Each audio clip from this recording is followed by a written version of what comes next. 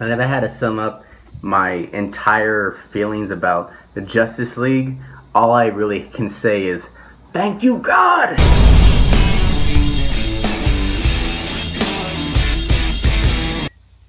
Because even though some people might consider this to be all nothing but mere damage control to the universally critically scrutinized but still very successful Batman vs Superman movie, you'd still be hard pressed to deny that the footage that we got to see at Comic-Con is still pretty damn cool. And because this movie is still very much in the fucking heart of production, you know, what we do get to see isn't really that much different from the set report that we got about a month or so ago, with, you know, fucking details that we saw in the trailer, fucking Batman meeting Barry Allen, fucking the lighter, brighter tone, the levity, blah, blah, blah, all good stuff. I don't know. I really don't care about how the movie looks, because as his catalog of movie continues to tell us, that Zack Snyder makes stunningly beautiful movies. But, you know, the storytelling is always the one thing that's fucking adrift in the universe there. So all the fanboys fucking doing all this on fucking online about how cyborgs look, don't fucking care. Not a big deal. Storytelling, that's what I care about. Speaking only for myself, my real focus is on what kind of interaction the Justice League members have with each other. And for all intents and purposes, it seems like the chemistry is fucking there. Like Batman and Flash's first introduction to each other. I mean, come on. The way fucking Barry Allen just geeks out that Bruce Wayne is Batman, that's fucking adorable. And for you guys who are freaking out that Barry Allen's mannerisms kind of Lex Luthor-ish in a la BVS, put down your pitchforks. Not a big deal. And if you really get down and think about it, Ezra Miller really has the hardest fucking job out of anybody in this fucking cast. I mean, think about it. Fucking Jason Momoa as fucking Aquaman has nothing and no one to compare to as Aquaman. And the Cyborg, or fucking the guy who plays Cyborg, I don't know a fucking thing about him except for the fact that he made it to Broadway as playing Cassius Clay in the Muhammad Ali play, and people who can act don't fucking make it to Broadway. Has nothing and no one to compare to as Cyborg. But Ezra Miller has to compare and compete with the fucking TV series Flash, which is near and dear to my fucking heart, and is one of the best, if not the best, comic book show on TV today. So he's got his fucking work cut out for him, don't you think?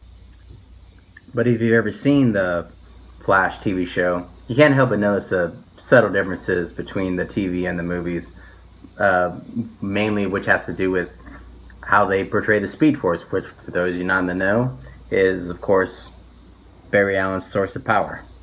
TV series Flash has, of course, the red and yellow lightning that we're accustomed to, and the leather G-Force resistant impact suit, and this one has a more fucking Injustice New 52 look to it, where it's with armor and the blue lightning, and every time he, you know, goes like this and runs, fucking, it looks like he generates 1.21 gigawatts. 1.21 gigawatts! 1.21 gigawatts! Great Scott! Now, as for Aquaman, we've all known what this motherfucker is going to look like for the better part of a year, so no real surprise there. He's kind of a combination of Lobo and classic Aquaman at this point, which is fine, because he's been the better part of a fucking punching bag and a punchline for the better part of decades. And now fucking Khal Drogo comes along and all of a sudden he's instant badass. I mean, he's like part fucking fish talking, fish giving, whiskey drinking, point break surfing badass who is not to be fucked with. Although that still doesn't answer the question for me. What is Aquaman's stance on fish tacos? Just asking. Now, for the main fucking course.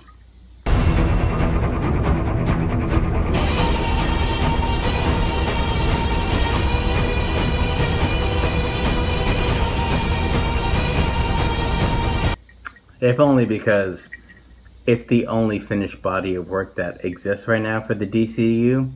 But god damn it if it's not fucking pop rock exploding in your pant pockets because you accidentally spilled Coca-Cola on your pants. Weird. In any case, yeah, woman is business.